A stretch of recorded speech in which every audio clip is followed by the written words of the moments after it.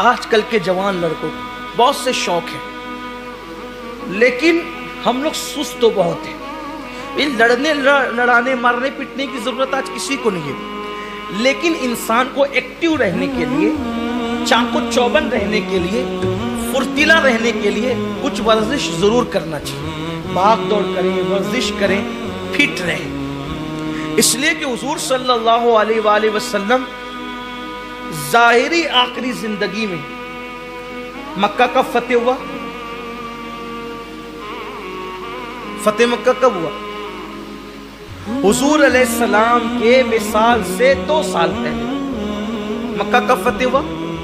حضور کے وصال سے 2 سال پہلے، حضور کے وصال سے 2 سال پہلے حضور کی عمر کتنی تھی؟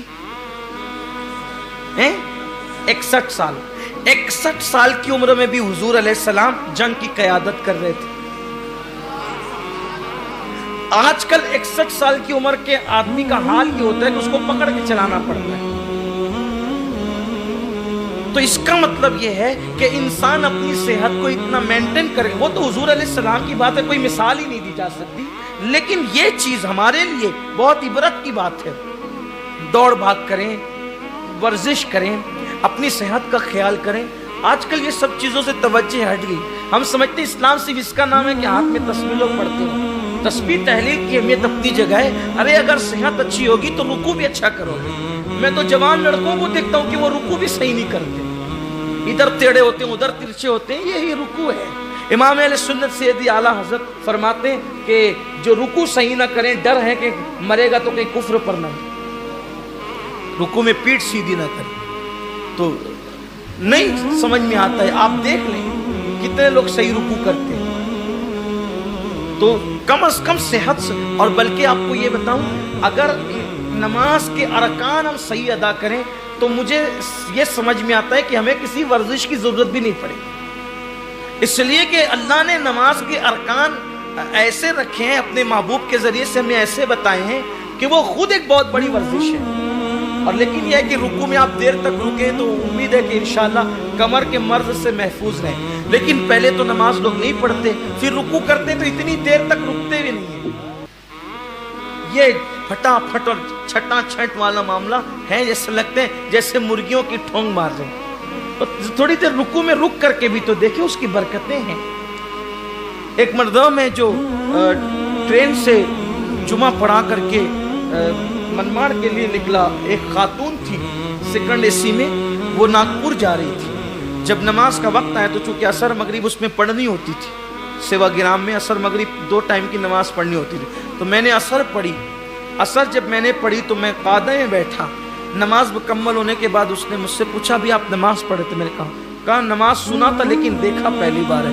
کہا یہ اینڈ میں جو آپ بیٹھے ہیں نا، اینڈ آخری میں، یہ پیروں کو سمیٹ کر اس طرح سے، کہ ہمارے یہاں یوگا میں یہ سکھایا جاتا ہے جو اس طرح سے بیٹھے گا اس کو ڈائجیشن پرابلم نہیں ہوگا، یعنی اس کا ہاضمہ خراب نہیں ہوگا۔ میں نے کہا لوگ آج کہتے ہیں میرے نبی نے 1450 سال پہلے بتایا، لیکن لوگوں کو یہ کہ یوگا والا استاد کہے گا تو مانیں گے، ڈاکٹر کہے گا تو مانیں گے، اسلام کہے تو کرنا ہی نہیں۔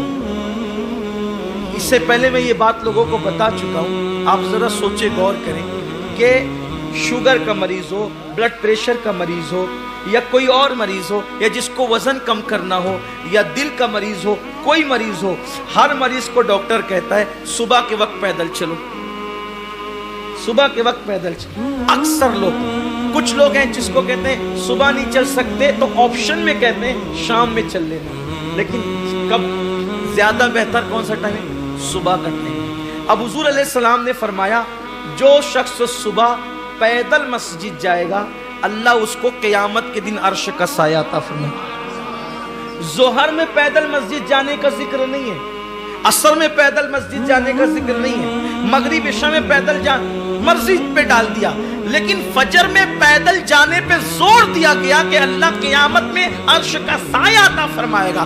دنیا بعد میں تمہیں صبح چلا رہی ہے، آمنہ کے لال نے تو تمہیں صبح پہلے ہی چلا دیا ہے۔